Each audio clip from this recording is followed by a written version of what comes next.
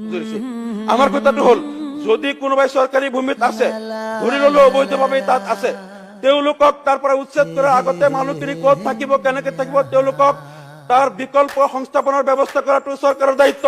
যদি এই চৰকাৰে তেওঁলোকক বিকল্প সংস্থাপন নিদিয়াকেই তেওঁলোকক ঘৰ দুৱাৰ ভাঙি থৈ তেওঁলোকক যদি মৰিবলৈ ঠাণ্ডাত আৰু বৰষুণত মৰিবলৈ এৰি দিয়া এই চৰকাৰ কেতিয়াও জনমুখী চৰকাৰ নহয় এই চৰকাৰক হিটলাৰী চৰকাৰ বুলি তেতিয়া ক'ব লাগিব গতিকে মাননীয় উপাধ্যক্ষ মহোদয় ৰাজ্যপাল মহোদয় তেখেতৰ বক্তব্যত উল্লেখ নকৰিলেও আমাৰ দাবীটো হ'ল যে এই চৰকাৰে আৰ্টিকল 21 উলংঘা কৰিছে যিটো মানুহৰ অন্ন বস্ত্ৰ বাসস্থানৰ মৌলিক অধিকাৰ এই মৌলিক অধিকাৰৰ পৰা নাগৰিকক বঞ্চিত কৰিছে আৰু অন্ন বস্ত্ৰ বাসস্থানৰ অধিকাৰৰ পৰা বঞ্চিত কৰা নাগৰিকসকলৰ কাৰণে কোনো সুচিন্তা চৰকাৰে কৰা নাই আৰু উপাধ্যক্ষ মহোদয় মই আৰু এটা কথা কম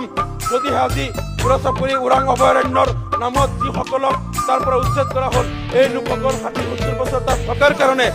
বৰ্তমানৰ মুখ্যমন্ত্ৰী মহোদয় যেতিয়া শিক্ষামন্ত্ৰী আছিল তেতিয়া কিন্তু তেওঁলোকৰ কাৰণে তাত স্কুলবিলাক কৰি দিয়া হৈছিল তেখেত যেতিয়া স্বাস্থ্যমন্ত্ৰী আছিল সেই চহৰবিলাকত তেতিয়া তাত হস্পিটেল কৰা হৈছিল যদি বৰ্তমানৰ মুখ্যমন্ত্ৰী শিক্ষামন্ত্ৰী স্বাস্থ্যমন্ত্ৰী থাকোঁতে যদি মানুহবিলাক তাত অবৈধভাৱে আছিল তেনেহ'লে কিয় তাত স্কুলবিলাক কৰা হ'ল স্কুলবিলাক বন্যপ্ৰাণীৰ কাৰণে কৰা নাছিল জীৱ-জন্তুৰ কাৰণে কৰা নাই স্কুলবিলাক আমাৰ মানুহৰ ল'ৰা-ছোৱালীৰ কাৰণে কৰিছিল হস্পিটেলবিলাক জীৱ-জন্তুৰ কাৰণে কৰা নাছিল সেই হস্পিটেলবিলাক কৰিছিল মানুহৰ কাৰণে গতিকে বৰ্তমানৰ মুখ্যমন্ত্ৰী তেতিয়াৰ শিক্ষামন্ত্ৰী আৰু স্বাস্থ্যমন্ত্ৰীয়ে যদি স্কুলবিলাক কৰিছিল হস্পিটেল কৰিছিল আজি মানুহবিলাক অবৈধ হৈ গ'ল তেওঁলোকক উচ্ছেদ কৰিলে স্কুল ভাঙি দিলে হস্পিটেল ভাঙি দিলে ইয়াত কোটি কোটি টকাৰ চৰকাৰী